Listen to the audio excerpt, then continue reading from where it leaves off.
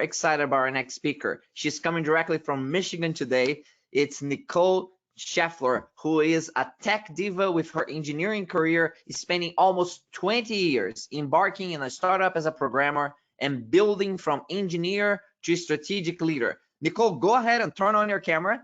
By day, she leads an enterprise engineering team, and at night, she puts on her cape to help spark success for super women in technology careers, sharing success secrets for women and allies on creating inclusive, diverse cultures.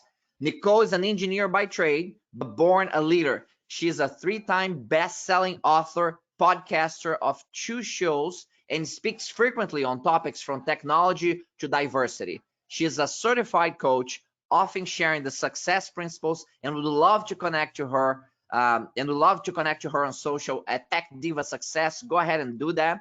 Today, she'll pivot from talking about digital transformation, but rather the transformation we can make as leaders and even individual contributors. As we often say, Nicole, there is no digital transformation without business transformation, cultural transformation, and personal transformation. And that's what you're going to talk about. Thank you so much for sharing your wisdom and expertise with our global audience today. Thank you so much, Jose. It's always great to see you and to be here and to speak to the audience here at Supply Chain Planning Live. So instead of hearing about blockchain or some of the other amazing aspects of content that you've gotten here today, I'm super excited to talk about what he alluded to, building diverse teams.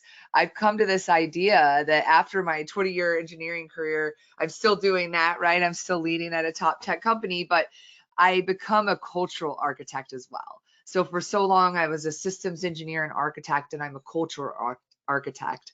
So in the same ways that you're architecting your supply chain, we need to all lean in to create and architect a diverse world and an inclusive world after the pandemic, not just after the pandemic, but for new ways of working. For you, you probably have to be in office, right?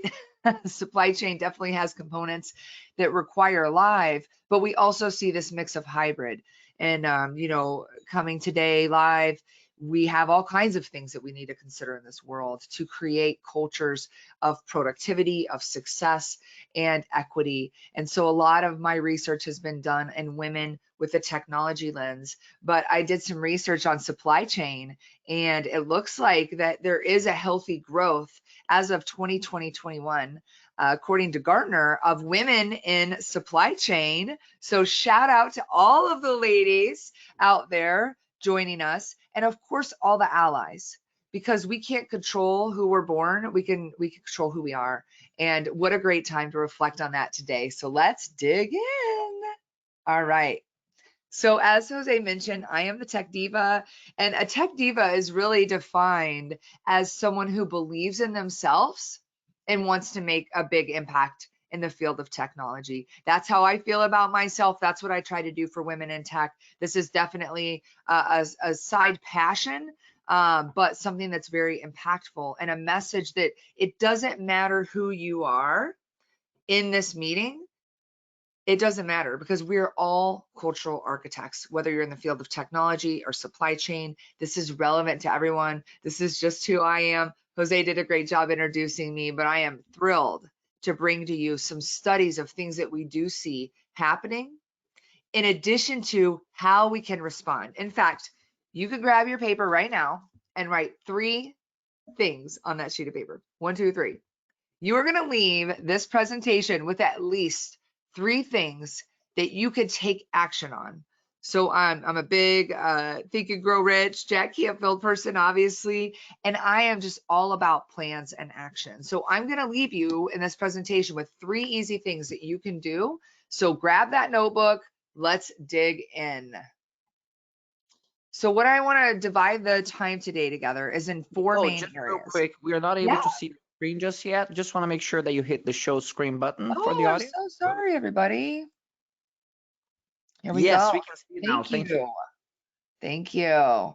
This was just, a little about me. I was talking to this. I apologize that I didn't have the slides up, so thank you. But this is a great look at the agenda. So again, it's those 4 areas. We're going to look at the data, diversity data. Again, a subset. I didn't get a chance to pull the supply chain data, but I encourage that you do, or work with your HR partner to understand the data behind your organization. As we know, as we fix the supply chain throughout end to end, we also need to fix our diversity chain end to end. Wow, right? So I obviously am a technologist, but I grew up and studied supply chain in school and in my master's. And so I know that just like when you look at a supply chain and you analyze data and dependencies, you're going to look at the data to help you understand where you can make the most difference. Where's the biggest bang for your buck? Where am I getting this time delay? Where's this dependency? Where's this vendor inserting themselves? All the things that you deal with every day. Well, that's how we need to look at diversity. Whether it's looking at the makeup of your team as a leader or how you can contribute as a cultural architect, because we're all cultural architects, that's what's important. So by looking at the diversity data, it works in the same way. There's a woman, Siri Chalazi. I recommend you look her up. She's awesome. All she does is deal with diversity data all day. And when her and I talked about the problem of equity in the workplace, she made it very clear that just like we look at our supply chain and understand where we can make the most impact, that's what we need to do in diversity. Maybe it's not just right when you're hiring people. We tend to say, oh, get a bunch of diverse people into the interview process. Wow, it is so much more than that. We have to look at full cycle. We have to look at the moment that they start to the moment that they leave and their journey in between. So anyway, we'll talk about that, the 4 steps of success. So it's a framework that you can use as that architect to create that inclusive culture and ways that you can be a diversity champion. So COVID, again, it seems like the supply chain, because it was still so important to operate efficiently and support our world and be agile to the changes in our demand and supply, right? But unfortunately for many women, when you bring the kids home at the start of the pandemic, it was hard, right? Families had to make choices. I know myself, I'm a mom with 2 young kids. I'm very fortunate in my situation that I didn't have to quit my job, but those kids were here. My husband was able to stay home, but a lot of households choose to have the women leave the workplace. So at the beginning, we had a lot of women holding jobs.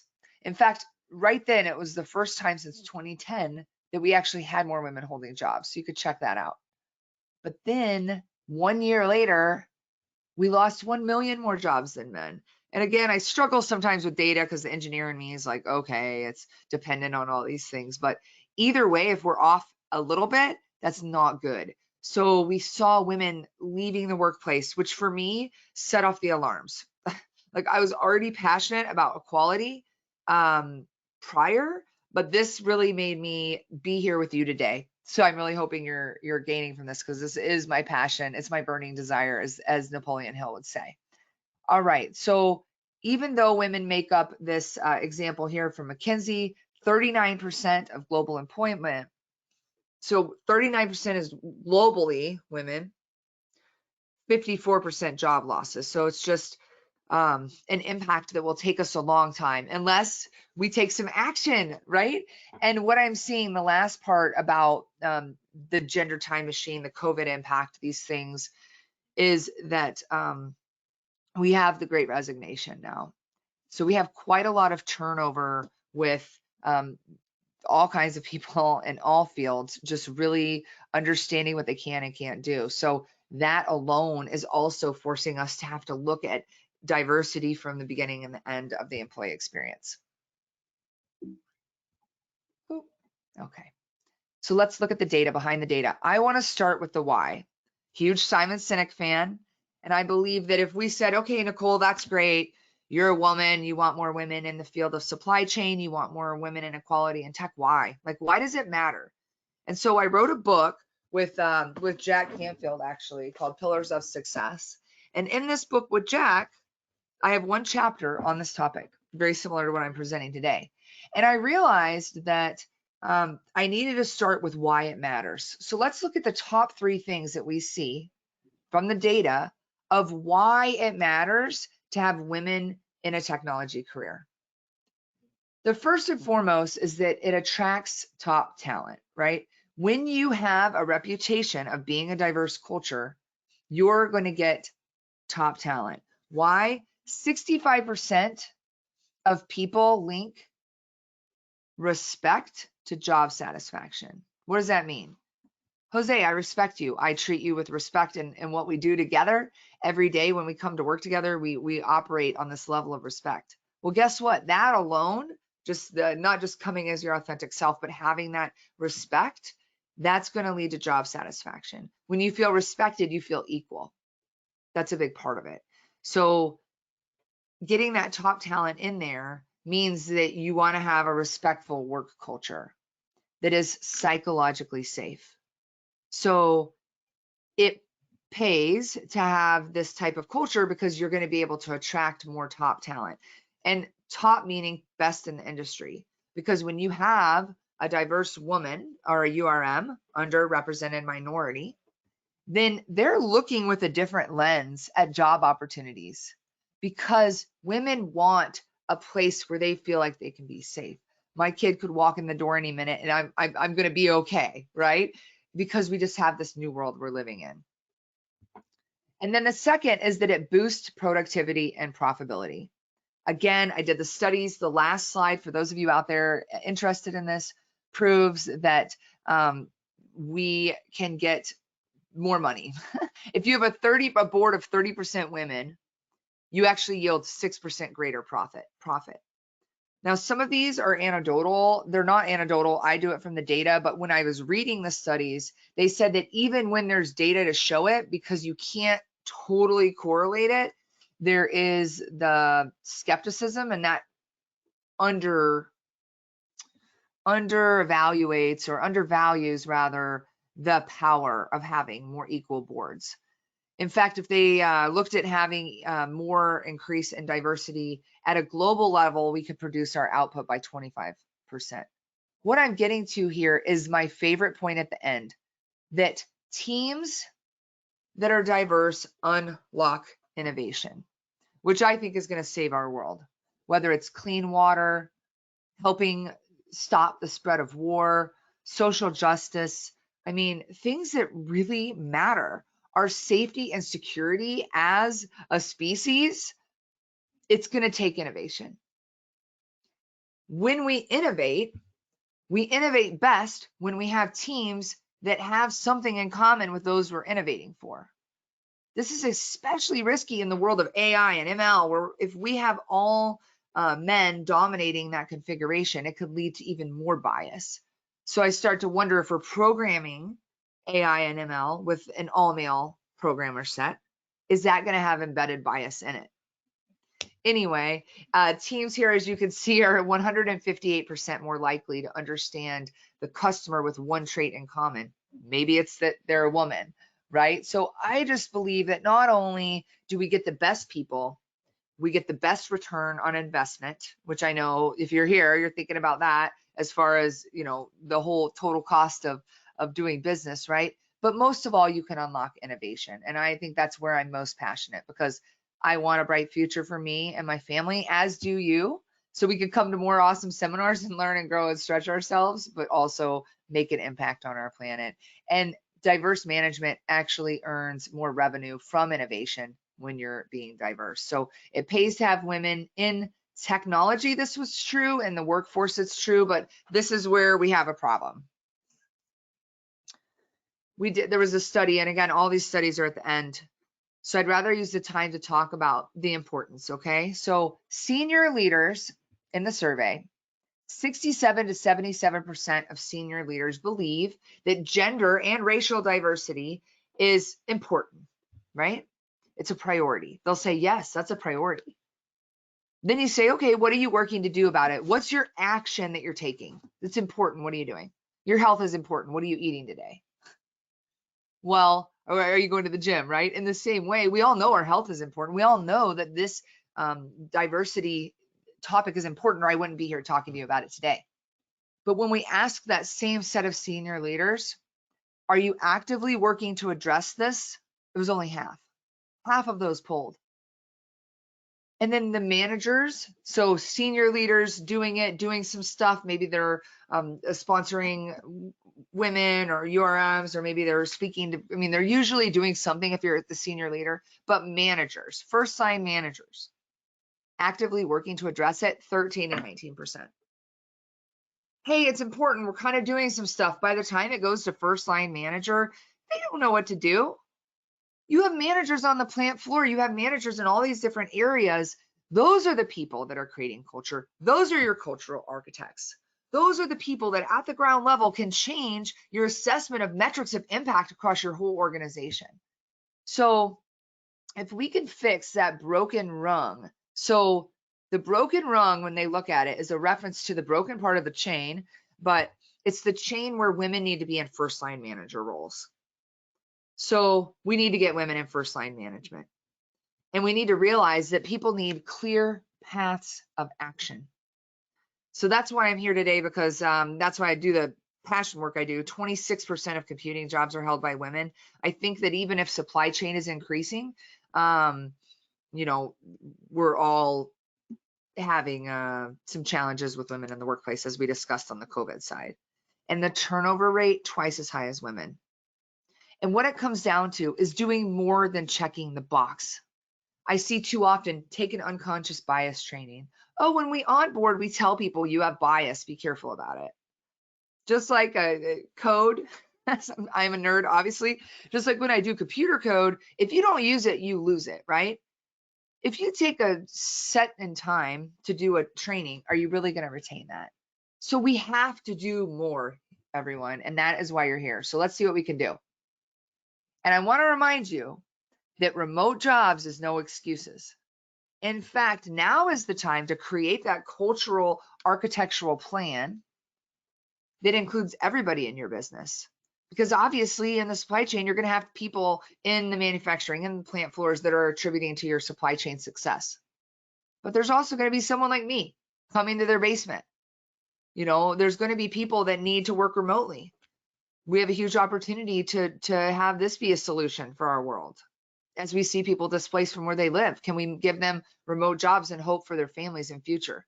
So when we're creating these, let's build diverse remote cultures that are inclusive, because there's nothing more lonely than feeling like you're just sitting staring at a Zoom all day, right? You really need to build those teams. So here's a 4-step success framework to do it. Let's do the work. I'm excited. I'm fired up. We got our fire theme here. Let's take a first step in the journey. So the first step is to take full responsibility. Yep, accountability, responsibility, it's all you. If you're on this call and listening to this message right now, this broadcast, it is on you to take responsibility for diversity. I've heard that diversity is being asked to the dance. Inclusion is being asked to dance when you get there. And equity is dancing like no one is looking and just dancing as you would, right? That's my Nicole extra for it. So in order to create that, we own that. We need to be inviting people to the dance. We need to be dancing, and we need to be cherishing our differences instead of like always, you know, trying to put the responsibility of diversity into other people. And feedback is a gift.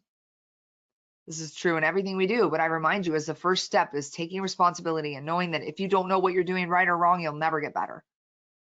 Why do we have coaches? Why do we have Olympic coaches? Why do we have sports coaches? Because they're telling you, yes, you did that right. I love the amount of people that were in this pool, this candidate pool, this interview candidate pool. But you know what? Your panel of interviewing was all men. So next time, let's try to put a woman on the panel. And always make sure the stress that you're putting on women or URMs in your organization. Because I feel it all the time. When there's something that needs to be changed, retention needs to be increased. They call upon the women in the URMs to ask us how we feel. We saw this as well common in America when we saw the social justice movement, because we had several organizations I was working with at the time. They wanted to take care of people in our society, so they would ask those that were African American or Black how they felt, and then it became a burden. So we really need to be careful on burdening those in some of these positions, and we need to take responsibility to own it as individuals. And ERO is the way to do it. It's events plus response equals outcomes. So again, you have a job post, how you respond to getting the candidates and ensuring that your HR partner like knows you want diverse candidates for it. Or maybe some organizations now creating someone who's just out there to find the best and brightest women and URMs and bring them into their organization by finding the best and brightest and then matching them with jobs for the company. All right. So events happen to us all day long. And these aren't just hiring events. These are events of things that may go wrong in your meetings, things that we need to fix, jokes that are inappropriate, statements that are made. Like things happen all the time. If we don't react with a state of urgency to get this back on track, we're never going to get the outcomes that we want. So all you can control is that reaction. So I call upon you to really look at, as things happen to you, can you have a better reaction so that we can start to feel this idea that we're all architecting an equal, amazing culture for everyone to be in. All right, what's next? Set goals and take action, right? And what you'll notice is that this framework works for you as an individual, but I'm putting the lens of building diverse teams on it. So I'm excited to share it with you because I think that if you did this in your life as well, it would be beneficial, right? So setting goals and taking action. Apply to strength and passion. So what does that mean? Align to the strength and passion. Well, you want to be able to make sure that you are coaching your people to align to where they're strong. I was just reading, actually Think and Grow Rich for women, and they said that most women leave companies because they feel like they can't make an impact or their strengths are not recognized. Liz Wiseman wrote Impact Players. She goes on to say that if you're not making an impact and you're a high performing person, that's when you get burnt out. That was something that really clicked for me personally, being kind of that high overachiever and realizing that sometimes when I'm down, it might just be the impact that I'm about to make. So you need to set goals as a company to understand, yes, your diversity metrics and goals, but what are your goals in your area of influence? Because like I said, all of you have this chance. Okay, Nicole, what are we supposed to do? Well, I don't know. What can you control with your role? And write down at least one goal that you could take action on to try to make it a more diverse workplace, make things better. And of course, you have to visualize that environment. When we set goals, we write them down and share them. We have to visualize what they are. Like if you're thinking about a diverse team, like I want to close my eyes and take myself to the plant floor where I see someone with a different economic background or a different cultural experience, like coming to solve these problems together. Like, how can we fix this thing? Well, we need to do this. And we need, obviously, the people looking at the data and representing it in that way. So if you visualize what you want, it's more likely to come true. Visualizing a diverse set of people solving a problem, working around a table together. Realizing that diversity is hard. If I take 4 of my girlfriends and we get in the car and we're going to go out to eat, we can go to the sushi place that we go to all the time and everyone will be happy. For the same, we're all white women, we hop in the car and we go to dinner. Great. But if I had 4 people from my workplace, all different, mix it in there, 3D diversity, not just your race and gender, 2D. That's too superficial. We have more diverse thought than that, everybody. We have 3D diversity, and that's when it explodes. Difference in economic status, where have you traveled, the jobs that you've had, your life experience. We are more than just our gender and our race. We are a beautiful stained glass of all of the things that make us 3D diversity, and that's what's going to get us more of the results. And lastly, find your group of people and give back. Again, Think and Grow Rich, the idea is that you can be prosperous, but you have to give back. And I think that that's why I'm here today, is to give back to you and hopefully giving you these 3 things, which we're about to start as we work towards the end of the presentation here, so that you can understand how to apply these. There's power in community. There's things you can do. You can create a personal board of directors. This is a great best practice because these people can provide you that feedback on how you're doing against your goals of taking action towards diversity. So take a screenshot of this and know that this will work in many areas of your life. All right, go to the next slide here. It's all about mindset, right? You can't do the same thing you've always been doing with no results. I mean, with no change. It's insanity, right? So we do need a new mindset in order to make this happen. So I want you to stop right now. This is your first action moment. And in this moment, I want you to take something very simple, a mountain or a molehill. The first, and this is really a weird one, right? I get it. You're like, what, Nicole? I want you to assess how you handle things because, for example, there was an all hands at my office. In the all hands during the break, they were trying to make it fun. And they had like a quiz, right? And they were like, who do you think was the hottest in high school? And this is an all hands with thousands of people in engineering. And they had 5 guy listed engineering names. And I was thinking to myself, one, I'm not really thinking about how hot these guys are. Like, I'm here to do business. And 2, that's really weird. Like, I had a friend on it and I was like, how do you feel being on that list? And he was like, I want off that. Like, what was that? So I provided the simple feedback when they said, what did you think about the meeting? I said, hey, maybe next time we pick a quiz that's a little less about how we look or the hotness of people in high school. Like, we could do better, right? I'm a leader. I wanted to make change. It resulted in me with more of a meeting of why I didn't provide that feedback sooner. Because what had happened was it took weeks for that feedback to get up to that leader. I told them right away after the meeting, hey, that was dumb. We shouldn't do that again. It was easy. It was a molehill. Done. Great. Thank you, Nicole. We'll be better next time. Someone can carry that message. It wasn't a big deal. Something very simple. That's why I love this example. They made a mountain of it. They called me on the fly with one of the highest up people, put HR on the phone and chastised me for not providing the feedback in enough time. I was crushed. I couldn't hold back my tears. I didn't understand what was happening. They have HR on the call. It was just, and it wasn't to investigate how to be better. It was to figure out how we can make this a bigger deal. And it's disturbing. So you need to ask yourself, what in your life can we just make a molehill and move on? So what will happen is people will start to give feedback. That's what I just said, right? Oh, feedback. And as we move into this equality conversation, people are going to say, we need to do this better, need to do this better. Consider what you make of it. And that's the mindset that I want you to really think about. Think about one situation where you can perhaps create a molehill instead of a mountain of problems. And this goes as well when you're judging someone, right? So too often our bias comes out as someone's like a horrible person because you may have a bias. You may judge what they do. And maybe they make a mistake. We all make mistakes. We're all imperfect. That's the problem. We're all imperfect. So if we choose to make mountains out of every imperfection, regardless of who we are, we're not cultural architects. We're judgment. We're judging. We're criticizing. We're creating a hostile work environment. Those aren't things. So that's the first one on your list as we work through the rest. And then we'll do a couple checklists and then we'll see what other items that you may have for me. So here's some best practices on to take 100% responsibility for being a diversity champion. In your company, understand if there's an employee resource organization, often known as an ERO, and support those. Understand who's involved in those.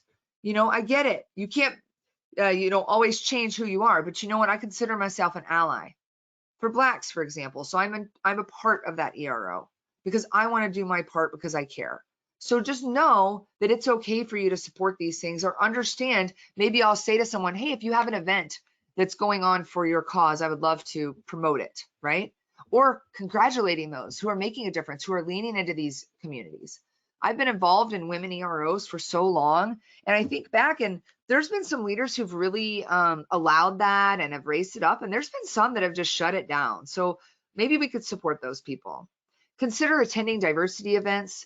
If you don't know if you should attend, right? Because sometimes there's things that I host that are more of a sacred place for women to share, then just ask the organizer. If you think it's cool and you're not 100% sure, ask. Ask, ask, ask. You don't know unless you ask, and they'll be clear. They'll say, yeah, if you're an ally, please come. Or they're going to say this session's really more dedicated to this group. Look for local youth STEM events.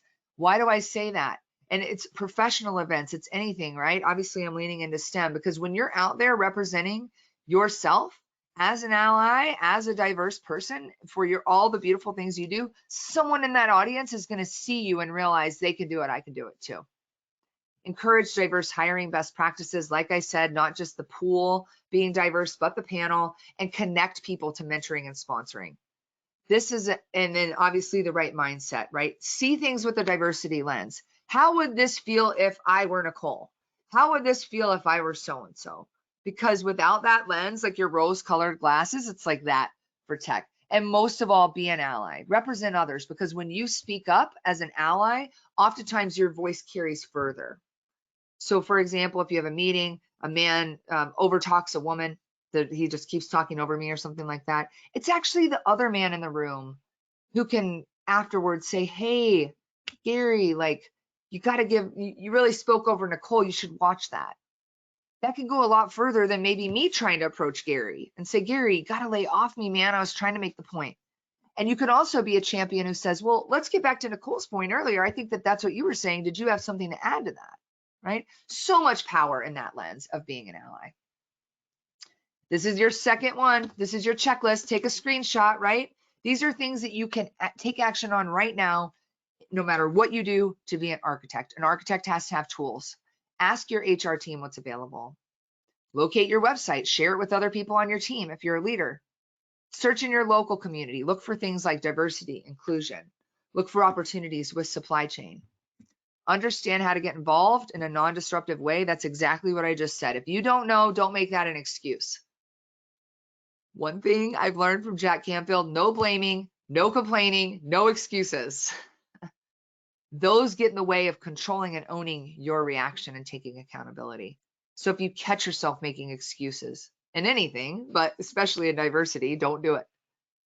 Talk to your hiring manager and keep that eye open on how you can make a difference. All right, the last section here very quickly is on leading remote teams, and then we'll close out. So obviously some of you are going to be dealing with how to lead remote teams. These are some of my best practices. I realize it's hybrid, and it's going to be hybrid because we're just going to have ongoing advantages of technology allowing us to bring more innovative talent together to create solutions. When you're leading a remote team, make sure you're available. Make meetings accessible to everyone. Build the one-on-one connections and group connections so that people can start to feel like they are one team. Treat them like a local team. Trust them. Provide feedback channels. Figure out how you can get that feedback to them in that safe way. Feedback is very hard and challenging because no one likes to hear what they didn't do wrong, but it's some of the most important things we can do to get them on track if they're working from home and need that focus or need that invigoration into their work. Set up clear communication channels. For example, I have a team space. It's divided like general, action items, events, water cooler. That's where I go. When I have an action, I email it to them and I put it in the action area, right? It's very clear. Just like learning, some people see it, hear it, do it, say it, like all the different ways of learning. You need to make sure that you're addressing the diverse learning capabilities that people have. Some people are visual, like I can say this and some people would get it, but some people need to look at it and say, okay, establish, communication guidelines, connect them to the goals of the company. That's very important.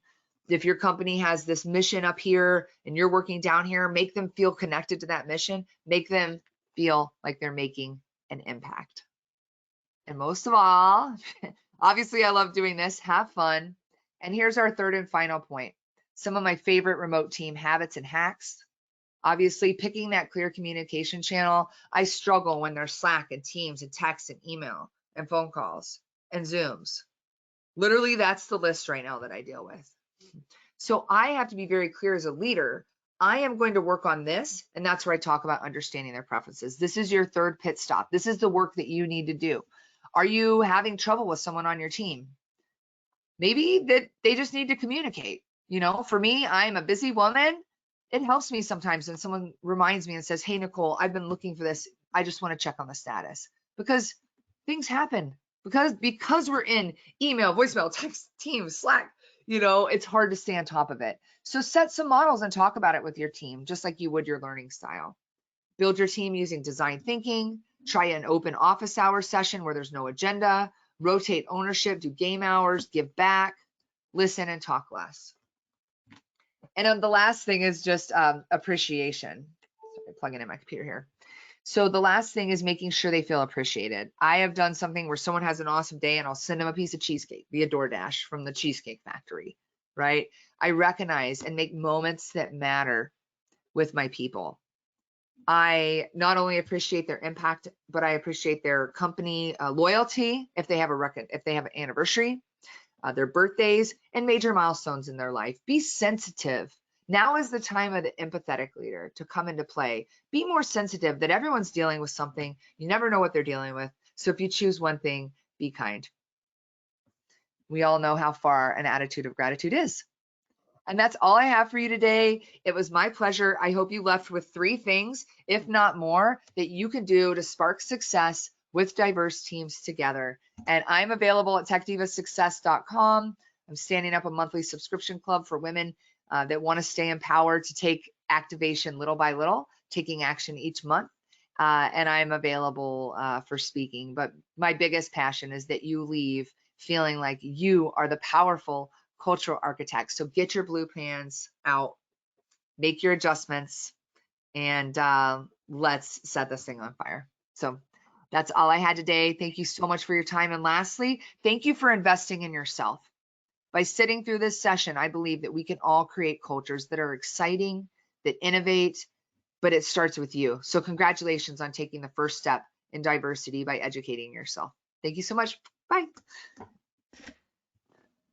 Nicole, thank you so much. What a wonderful presentation and coverage. I'm going to ask you to stop showing your presentation screen to the audience so that I can come back in with my camera. And we are going to probe on some of these questions from our great audience here. And I encourage the audience to keep asking questions. I have another monitor here that I can track all of your questions.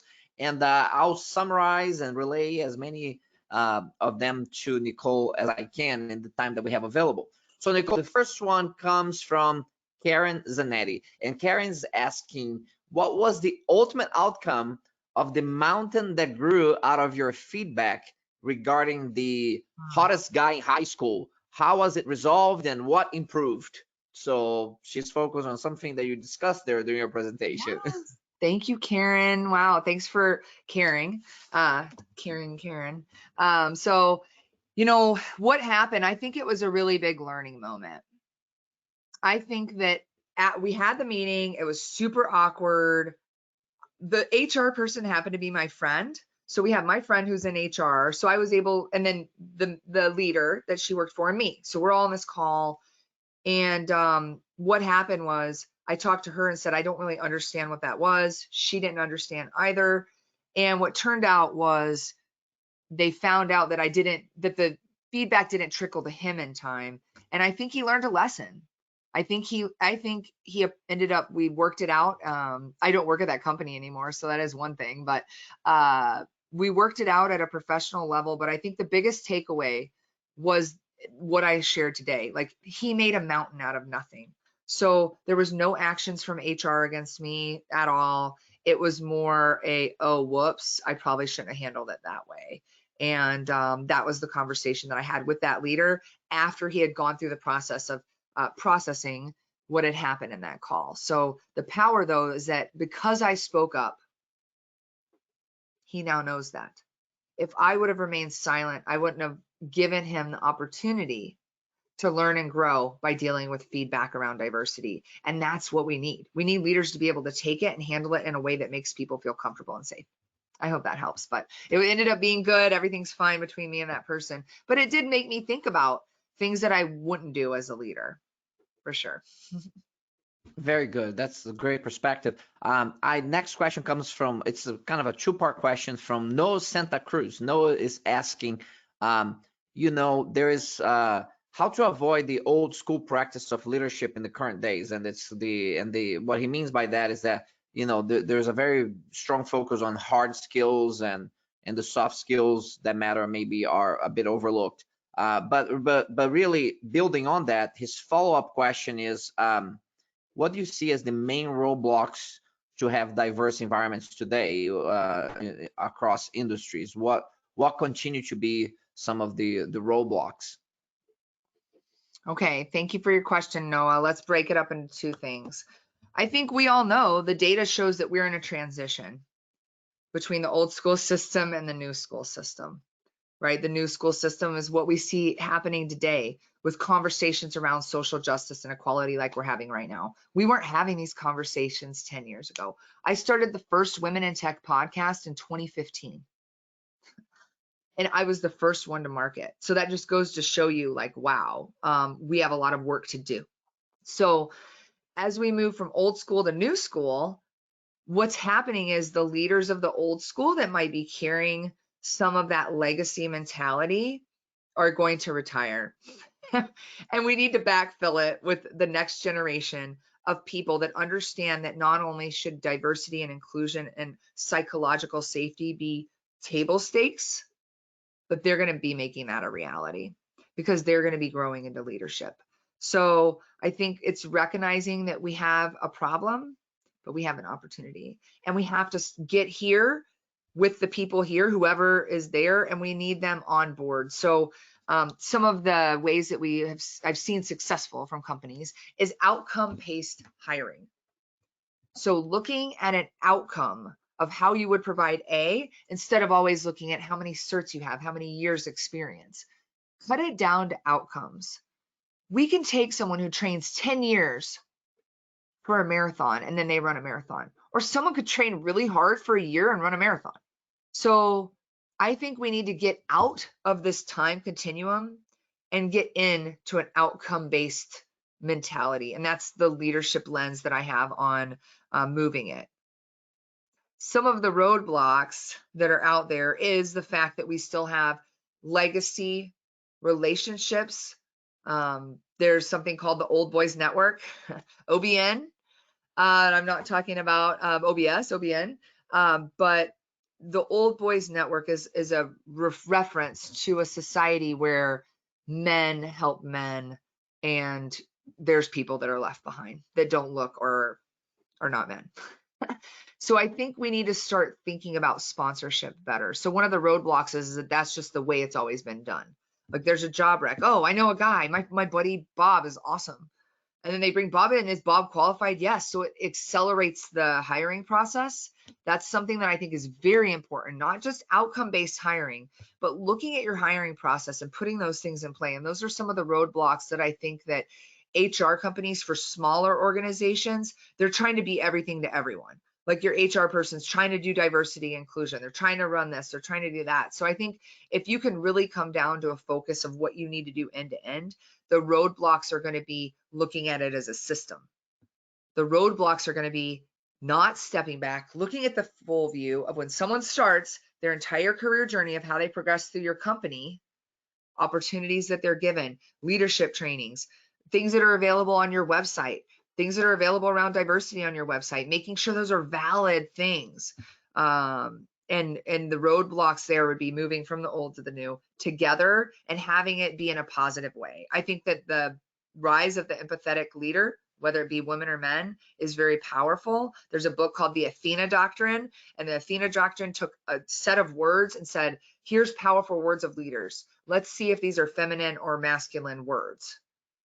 So, they would say, loyal woman, right? Like people they did a study of association. So I think what we're seeing is a lot of those female qualities are rising in leadership. So let's put women in there so that we can make it a better place and make more money and do all that. Well said, Nicole. It was kind of that was a tough question. I'm sure there's many more roadblocks. If you have one, share it in the chat or let us know. I mean, I'm just one person. There's a million things in this industry. There's so much more to add. So feel free to engage and have this conversation with people on your team and in your community. I'll ask a final question here. And this one is based on commentary that I've seen on the chat, but also very personal for me, because I'll share with you something and then I'll ask a question. And the sharing is that I have been privileged of working for a Fortune 100 organization where we were able to create a meritocracy of ideas with clear execution mechanisms accessible to all. And we're able to transform an organization from a $2 billion organization to a $36 billion organization in 8 years by doing that. And as a result of doing that, and the key here is a meritocracy of ideas with clear execution mechanisms. We have on an annual basis more than 2,000 innovation projects that are led across the organization, with more than $1 billion in additional earnings for the organization, which is incredible award-winning performance. But here's the catch. This organization on the project innovation side of things has about 80% males and 20% females. However, more than 50% of all successful innovation projects were led by females. Now, there has never been, that process was never designed to support one gender over the other. It was just a meritocracy of ideas with clear execution mechanisms. I'll say that it did emphasize collaborative leadership as a component of it. I'm curious, can you explain that to me? How can that possibly happen, that when you have an 80-20 and now you have these ladies leading more than 50% of the innovations without, I mean, there was no program design here to say we're gonna wanna get more women involved in this. That was never the idea. It was just the outcome. And I'm curious about your outside perspectives on that. What do you think could explain some of that performance, that women actually were more successful in the outcomes of innovation in a system like that? Because women are awesome and they carry more weight. I can't say that.